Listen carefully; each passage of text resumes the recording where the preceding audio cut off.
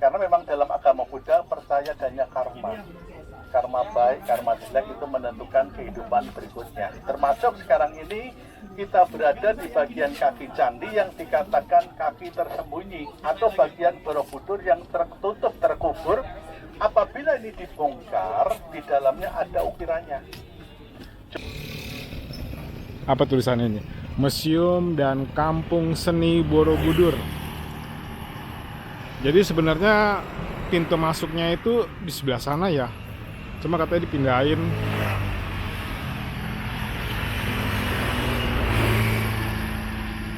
Jadi ini pintu masuknya Candi Borobudur. Udara mendukung, nggak terlalu panas, nggak terlalu mendung kayak mau hujan. Mudah-mudahan jangan hujan.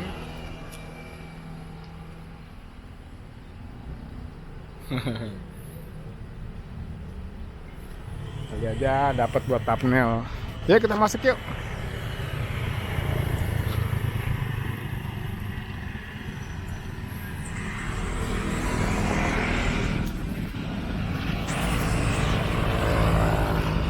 Jadi kalau udah di dalam, kita belum beli tiket. Nah, kalau di dalam kita sambung rekam lagi ya.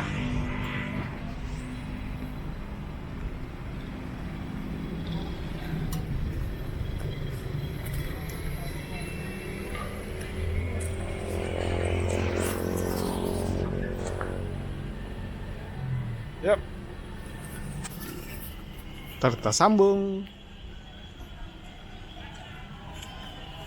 Udah mau Natalan. Jangan dimatiin dulu deh. Oh tuh tiket. Hadiah dari warisan budaya dan cerita penuh makna.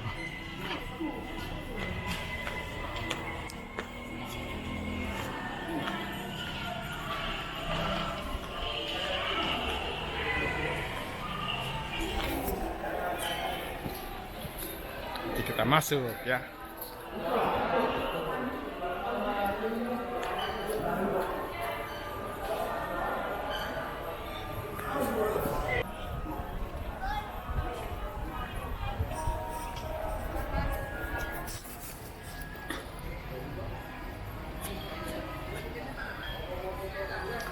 Kita pengen sewaktu-waktu nanti ikut Borobudur maraton. Cuman ya perlu sedikit latihan. Karena di sini infonya katanya banyak tanjakan, turunan. Ya. Kita beli tiket dulu. Kita beli tiketnya yang pelataran aja. Kita nggak mau naik-naik sampai ke atas.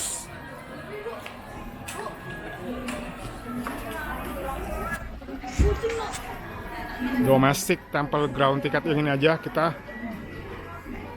Ini yang untuk foreign people, harganya bisa double kali ya. Ya kita beli tiket dulu ya. Beli tiket ibu. Beli. Rombongan. Oh ya, nunggu di sebelah sana nggak apa-apa. Nunggu di dalam.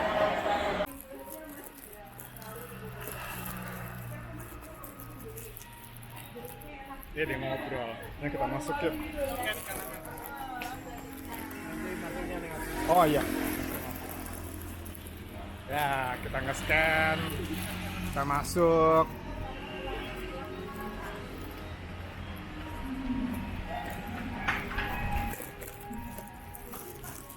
Kita pakai shuttle aja apa kali ya? Apa mau jalan kaki? Masuk candi. Naik candi kita jalan aja deh.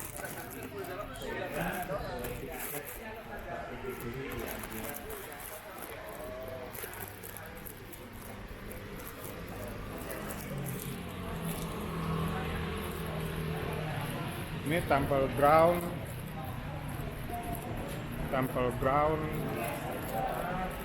Kita nggak tahu nih.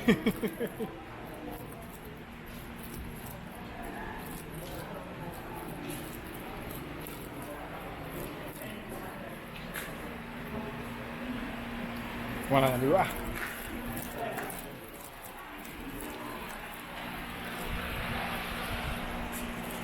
Ini kita mau naik juga akhirnya ke atas.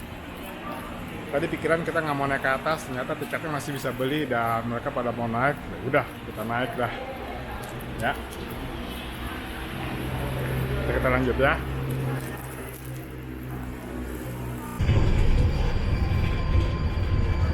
Nanti selesai kunjungan dari tadi jalan kaki ke sini, naik satunya dari sini. Oh, ini baliknya? Iya, balik dari sini. Lumayan juga ya. Ya, lumayan. Dari tadinya. Gantian. Oh iya iya. Yang udah selesai. Berarti semua ini mobil kosong ya? Sana? Ini mobil kosong berarti ya? Iya, ini yang harus balik. Kalau yang sana Balik ya? isi semua.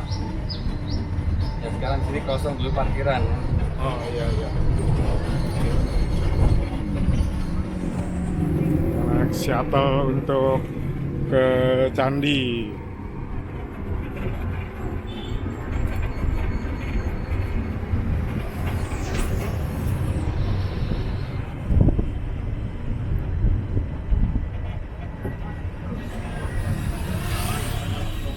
Ini emang sengaja diajak muter ya? Iya. Soalnya buat penataan pedagang yang sudah penuh kapasitas, biar tetap rapi, kunjungan lebih nyaman di dalam. Nah, dulu kan parkiran pedagang lapak asal di sini. Ini parkirannya. Oke. Tapi dulu banget kali ya? Tahun 2010 renovasi Iya, sekarang. iya, lama. 2024. Maaf. 2024 tuh baru tahun kemarin dong? 2024 iya 1 tahun ini. Karena udah nggak boleh ya? Ya barangkali nanti nambah relasi baru, naik BW, keliling desa wisata Borobudur, mobil Pak Camat zaman dulu. Ya enak begini ya? Lebih rapi ya? Lebih rapi. Dulu kan masuknya depan. Iya, Masuk mobil betul. sini parkir, jalan beli tiket bangunan putih ini Oh, dulu. boleh pada parkir dulu di sini? Iya dulu, sebelum 2024, apa ya, bulan Mei 2024 mulai pembongkaran kios-kios lapak Enak asongan. begini ya, bersih ya. Ya, Ya, Pak, terima kasih Pak ya. Oke, sampai di sini semuanya. Silakan pintu masuk sebelah kanan depan itu. Selamat berkunjung. Tadinya kita mau bikin 2 video, cuma berhubung kita nanjak ya. 1 video aja deh. 1 video sini, 1 video tempat lain.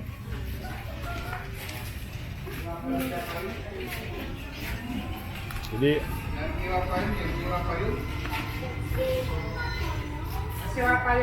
ini adalah candi Buddha terbesar di dunia. Oke, Mas ya. Mas apa ya enggak? Saya. Sudah. Jalannya masih jauh, panas-panas. Masuk enggak? 10.000 aja Surabaya. Aku bapak. Belum bapak yang sewa, jadi siapa yang 10.000 aja? Aku bapak. Oh iya.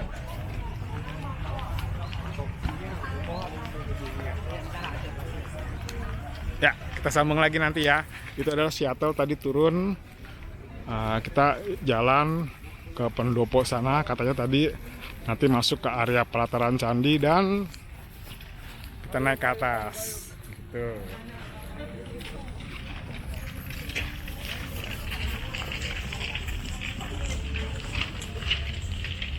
Jadi sebenarnya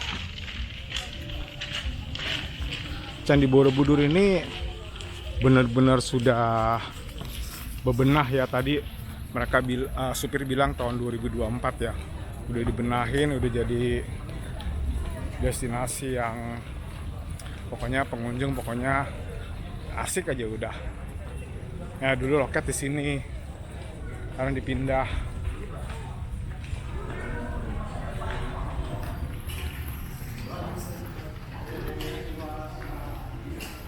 Mau Natalan, banyak hiasan Natal.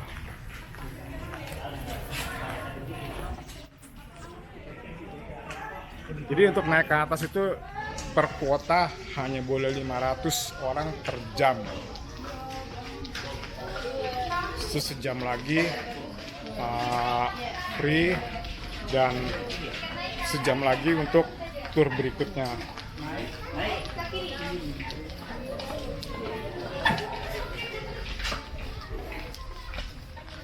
Ini live itu kayaknya.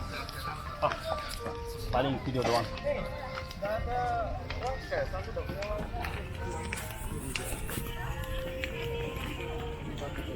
Ya, nanti kita sambung lagi ya.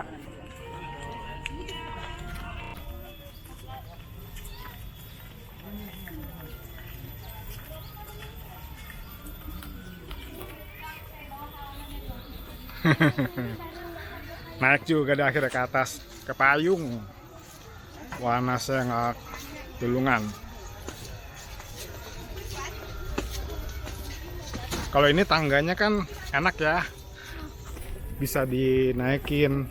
Kalau yang di Kuala Lumpur tuh di Batu Cave, tangganya nggak bisa dinaikin, serem lagi waktu itu habis hujan di sini. Nah, naik ke sini, perhatiin sendalnya adalah sendal khusus. Semuanya pada pakai itu.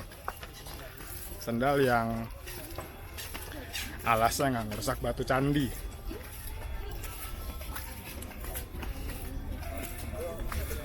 Wih, di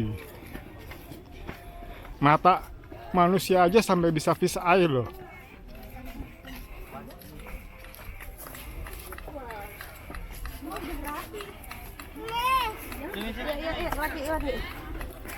Iya, Yang apa olahraga ketahuan di sini.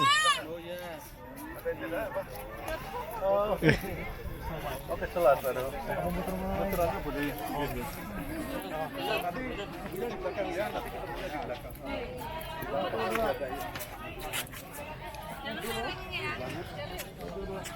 Dah.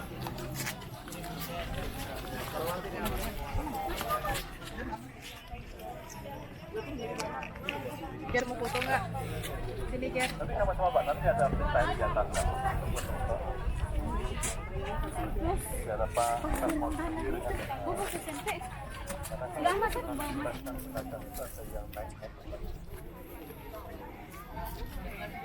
Takutnya hujan, pakai payung.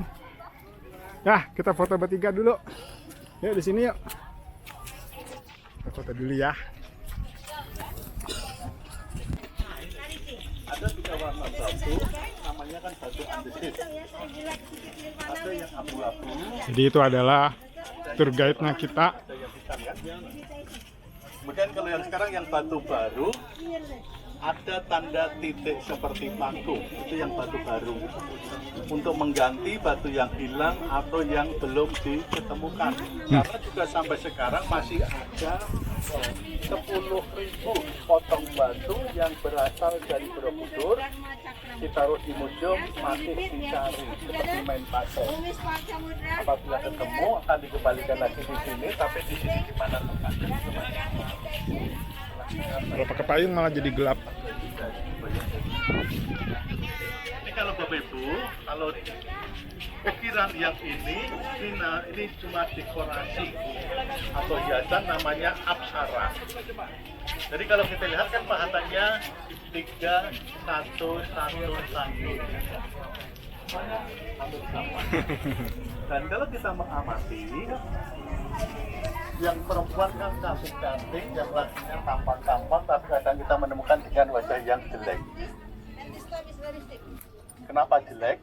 Karena memang dalam agama Buddha percaya adanya karma. Karma baik, karma jelek itu menentukan kehidupan berikutnya. Termasuk sekarang ini kita berada di bagian kaki candi yang dikatakan kaki tersembunyi, atau bagian Borobudur yang tertutup, terkubur. Apabila ini dibongkar, di dalamnya ada ukirannya. Jumlahnya ada 160 bingkai yang diambil dari naskah Karma Wibangga. Artinya hukum sebab dan akibat atau perbuatan baik dan buruk. Dan kenapa bagian kaki candi ini ditutup dengan batu tambahan? Alasannya sebelum Borobudur ini selesai kelihatan mau longsor. Karena beban batu di atasnya berat, kakinya kecil kan? Jadi dikorbankan walaupun sudah ada ukurannya. Kita lihat reliefnya. Alasan moral. Karena ada yang menggambarkan perilaku yang kurang baik. Katanya ada mabuk-mabukan, ada oposisi, supaya tidak dibagi oleh generasi yang akan datang. Dan juga nanti kalau apabila di lorong yang pertama, ada cerita yang diambil dari naskah Wanita Utara, yaitu cerita kehidupan Siddhartha Gautama. Itu yang kita kenal juga. Dan kalau kita bisa membaca cerita kehidupan Siddhartha Gautama, sekitar ke arah Darussalam, kembali ke Nah, selfie. Apabila dia sampai di atas, dia sering melakukan satu doa, putar 3 kali atau 7 kali. Ya, kalau Bapak Ibu ingin lihat penampakan, kita bisa terangkan melakukan ritualnya kan 3 kali 7 kali. Kalau pengen lihat Jadi, penampakan, putarnya 40 kali. Borobudur adanya di atas bukit. Kalau kita lihat itu ya, itu di sana itu Kalau kita tengok ke belakang, Bapak Ibu itu Gunung Merapi. bagus banget. Tempatnya Itu adalah Gunung Merapi, 30 km dari sini. Wah, dibilang juga Gunung Merbabu. Jadi kita sambung lagi kalau udah naik ke atas ya. Ya, kalau pas cuaca cerah lebih bagus sekali. Jadi kadang kalau bulan-bulan tertentu Bapak Ibu, ada bulan Juli, Agustus itu matahari terbitnya di antara 2 gunungnya. Jadi kalau orang sini itu bisa membedakan antara musim penghujan sama musim kemarau. Kalau musim penghujan itu pasti matahari terbit di sebelah kanan. Kalau dari zaman sekarang pakai Google. Dan kalau musim Ya, kita sambung lagi ya. sebelah kirinya, gitu. Kan 2 musim kan, mulai Oktober sama Maret itu kan. Jadi luar biasa. Ini nggak dikasih pagar pembatas ya. Awas ngeri jatuh. Oke.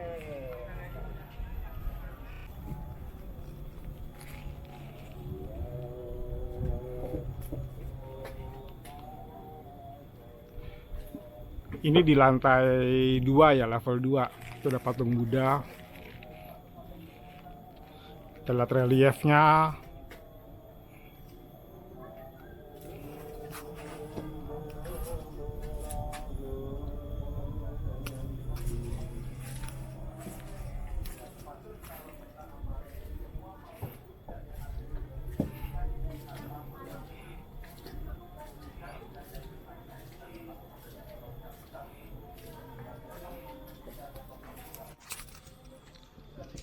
Dan kalau kita lihat, semua patung Buddha itu wajahnya penuh ketenangan kedamaian. Dan kita lihat Kita lihat panjang lebar kan.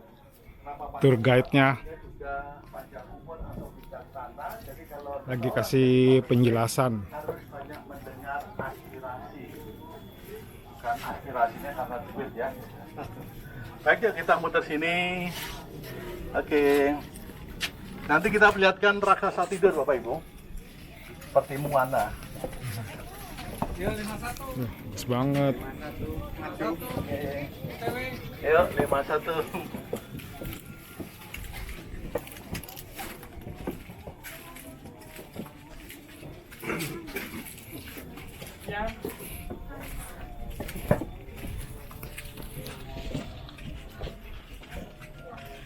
Si Bapak guru sejarah sekolah kalah dah. Ya kalau membaca reliefnya lama kan Pak. Oh gitu. Iya. Ya kan kalau ya ini cerita tentang yang Sudana Kumara itu Pak. Oh ya. Yang anak Sudana. Iya, Yang Siddhartha Siddhartha. yang bawah. Yang bawah tadi Yang ya. bawah tadi yang Dari lahir sampai mati. iya, jadi digambarkan di surga Kusita itu waktu mimpinya juga, kemudian juga ada proses dia menikah juga meninggalkan istana melihat tempat kejadian itu. Dan juga dia ya berguru para brahmana. Kemudian dia di sisi barat, sisi utara itu dia meditasi mencapai pencerahannya itu. Kalau yang ini yang Sudana Kumara, anak saudagar yang cukup kaya itu, dia yang disuruh atau bertemu dengan Bodhisattva Manjusri, disuruh untuk mencari ilmu sampai 53 guru atau kalyana mitra. Ini ciri-ciri dari Sudana Kumara, kemanapun dia pergi pasti selalu ada dipayungi. Dan ini adalah salah satu gurunya. Ya ini kalau cerita di televisi itu yang mencari kitab suci ke barat. Oh ya. Ya, itu kan termasuk pengawalnya itu kan. Pengawalnya. Tong Samcong. Tong Samcongnya itu kan sebetulnya kitab sucinya tidak ada, cuma proses perjalanannya ke barat dia bertemu dengan suatu kejadian yang menjadi suatu pengalaman hidup. Ini dengan tangannya Anjali seperti ini.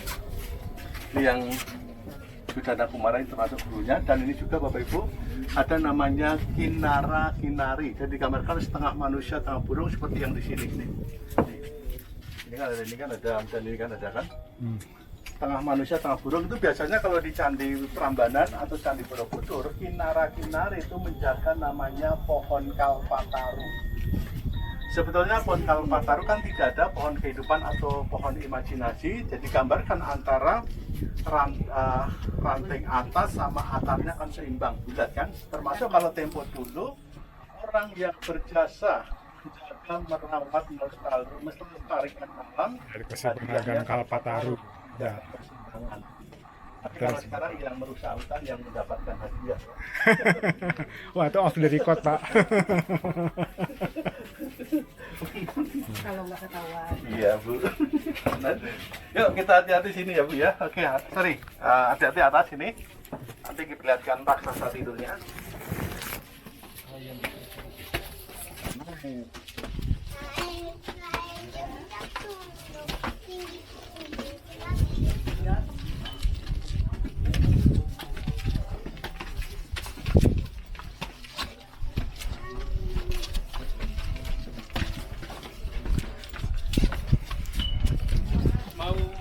Lurus. Sini dulu. Ini aja. Oke, kita sini. Satu hari nak turun berapa kali, Pak? 2 kali, Pak. Waduh. Karena temannya juga banyak, Pak. Oh ya. Ada 70 Oh, tour guide-nya di sini. banyak ya. Ya. Sehat loh, Pak. Iya, Pak, tapi sudah ngos-ngosan juga, Pak. Pastor Pak. Di sini. Waduh. Itu juga pohonnya bagus, Pak. Iya, anak bener makanya ya. Hutan itu masih Kamuflase. 2 hari lagi lebih ramai. Iya, betul, Bu. Sekarang Belum ini. Oke, Bapak Ibu sekalian, jadi kalau kita sekarang ini menghadap ke arah selatan. Nah, kita sambung lagi, kita mau dengerin dia ya. Atau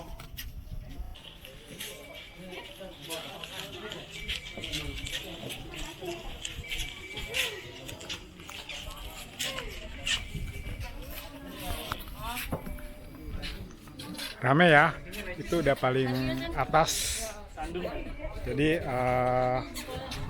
kita free time dulu di sini 15 menit kalau mau naik ke atas.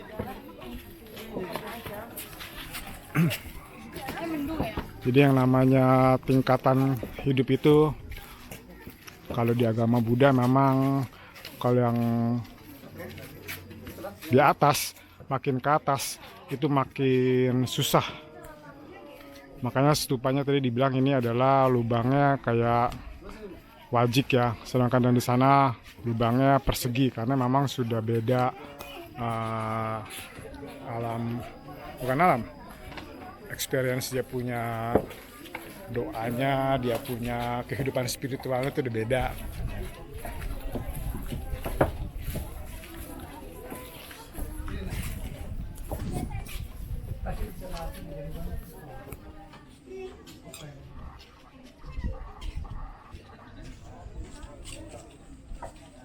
Bagus ya.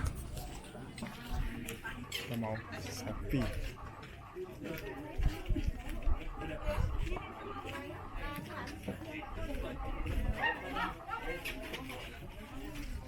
Yuk kita naik yuk.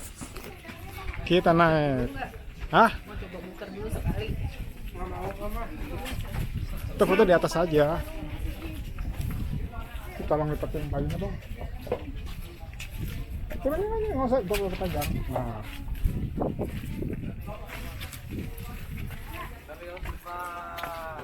Bolanya gede. Ya di dalam ini tuh ada.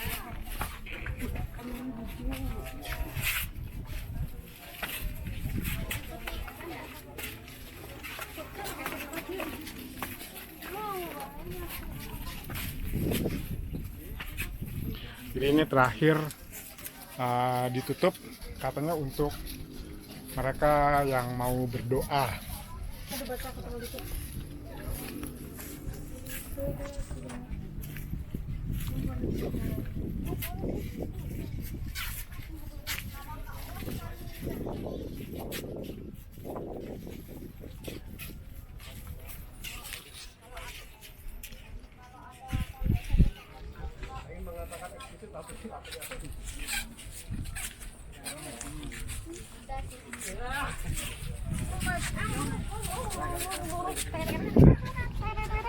Nah, ini mataharinya.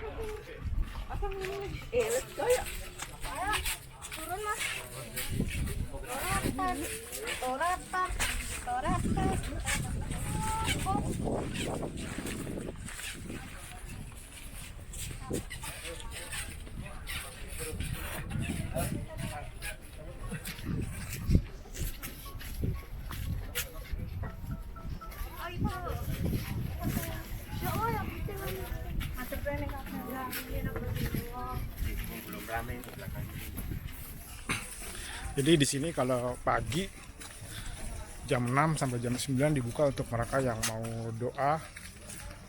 Yang jam 9 sampai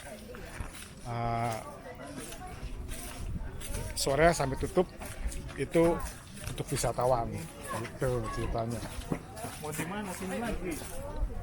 Kita nyari matahari. Matahari. Nah, ini dia.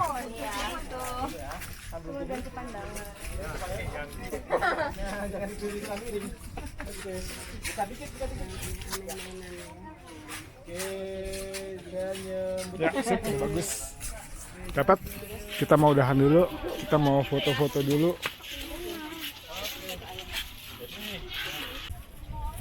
Nah, jadi kita mau rekam sebentar. Kelihatan. Itu adalah patung Buddha yang nggak ada tutupnya karena memang katanya penutupnya belum ketemu.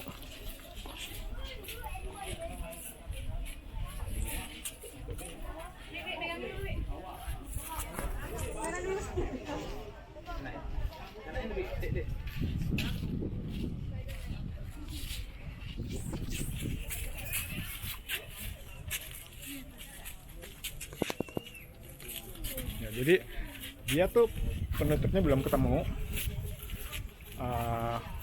masih dicari, tapi nggak tahu udah sampai sekarang katanya belum ketemu juga. Dan jadi patung yang katanya kesian, panas kepanasan, hujan kehujanan, tapi batunya bagus ya, nggak rusak.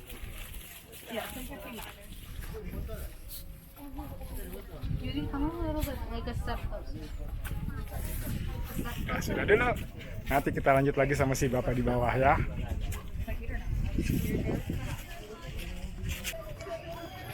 Ya, ini dari bawah ada orang asing juga ya rupanya, karena udah mau akhir tahun. Jadi sekian aja kita main berkunjung ke Candi Borobudur di Jawa Tengah. Tadinya kita mau ke Prambanan, cuman tadi nggak keburu lah. Soalnya tadi ketika kita nggak mau naik ke atas, mau di pelatarannya doang. Jadi mau ke Prambanan, tapi berhubung kita naik ke atas, yang Prambanan ya di skip lah. Waktunya nggak keburu nih, udah jam 1:30. Buru orang, jadi kita udahan di sini aja.